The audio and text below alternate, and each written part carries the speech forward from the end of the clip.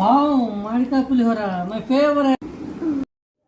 చూసారు కదా మామిడికాయ పులిహోర. చూడండి ఎంత బాగా వచ్చిందో, చాలా టేస్టీగా వచ్చింది. దీనికోసం అయితే నేను ఒక 2 మ్యాంగోస్ తీసుకున్నాను. ఫస్ట్గా 2 మ్యాంగోస్ని వాటర్లో మంచిగా కడిగేసుకున్న తర్వాత దాన్ని చెక్కు తీసేయండి. చెక్కు తీసేసి మంచి గ్రేట్ చేసేసుకోండి. గ్రేట్ చేసి పక్కన పెట్టేసుకోండి. నేనైతే ఒక 2 గ్లాసెస్ రైస్ తీసుకున్నాను. రైస్ని ఉడకబెట్టేటప్పుడు కొంచెం ఆయిల్ ఇంకా అలాగే సాల్ట్ వేసి అన్నం అనేది ఉడకబెట్టుకున్నాను. అలా చేస్తే మనకు రైస్ అనేది పుల్లలుగా మంచిగా వస్తుంది. తర్వాత కడాయి తీసుకొని కడాయిలో ఒక పావు మీద కొంచెం ఆయిల్ వేసుకోండి. ఆయిల్ వేసుకున్న తర్వాత మనకి కావాల్సిన పోపు దినుసులు ఉంటాయి కదా, వాటన్నింటినీ వేసుకోండి. నేనైతే పోపు దినుసులు చాలా ఎక్కువగా వేసుకుంటాను.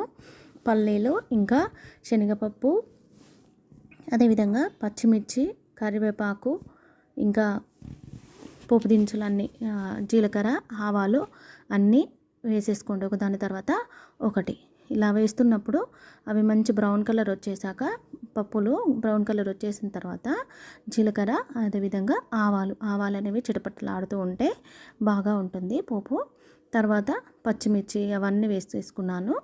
వేసుకున్న తర్వాత అవి మంచిగా గోలిన తర్వాత ఆయిల్లో మనం గ్రేట్ చేసుకున్న మన మామిడికాయ తురుము ఉంది కదా, నేను ముందుగా గ్రేట్ చేసుకుని అన్నీ రెడీగా పెట్టేసుకున్నాను.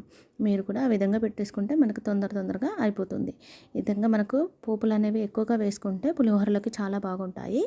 చూడండి ఈ విధంగా నేను వీడియోలో చూపిస్తున్నాను కదా, ఆ విధంగా పచ్చిమిర్చి అవన్నీ వేసేసుకొని గోలిన తర్వాత దానిలోకి కొంచెం పసుపు వేసి కలియబెట్టేసుకోండి. అంతా కలిసే విధంగా కలిపేసిన తర్వాత మనము మామిడికాయ తురుము ఉంది కదా, దానిని మళ్ళీ ఆయిల్లో వేసి ఒక 5 మినిట్స్ అలా ఉడకనివ్వండి. మామిడికాయలో మనకి వాటర్ ఉంటుంది కదా, వాటర్ లెవెల్ అనేది అంతా పోయే వరకు దానిని ఉడికించండి. చూడండి మామిడికాయ తురుము వేస్తున్నాను కదా, దానిని వేసిన తర్వాత మనకి ఉడకబెట్టండి కొద్దిసేపు. మీకు ఒకవేళ అన్నంలో ఉప్పు సరిపోలేదు అని అనుకుంటే మళ్ళీ ఇప్పుడు మామిడికాయ తురుము వేసాం కదా, కొద్దిసేపటి తర్వాత మనకి ఈ పోపులో మళ్ళీ కావాలి అనుకుంటే ఉప్పు వేసేసుకోండి. చూడండి ఎంత కలర్ఫుల్గా కనిపిస్తుందో. నేనైతే అన్నంలో వేసాను కదా, మళ్ళీ నేను పోపులో కూడా వేసుకుంటున్నాను, ఎందుకంటే అన్నంలో కొంచెమే వేసాను. చూడండి అంతా కలిపేసుకున్న తర్వాత మనం ముందుగా బాయిల్ చేసుకున్న రైస్ ఉంటుంది కదా, దానిని ఇందులో వేసి కలిపేసుకోవడమే. చూస్తున్నారు కదా వీడియో. నాకైతే చాలా బాగా వచ్చిందండి.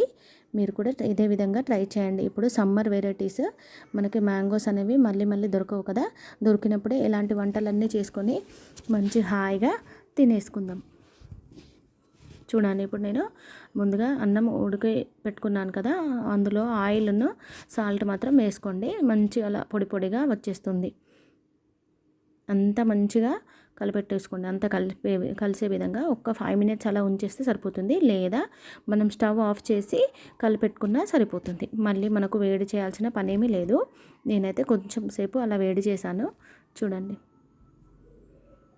మామిడికాయతో ఎన్నో వెరైటీస్ ఉన్నాయి కదా, అలా సమ్మర్లో ఒకదాని తర్వాత ఒకటి వెరైటీస్ చేస్తూ ఉండండి. అదేవిధంగా మీ పిల్లలకు పెట్టండి. చూడండి. Thank you. Please subscribe. Bye.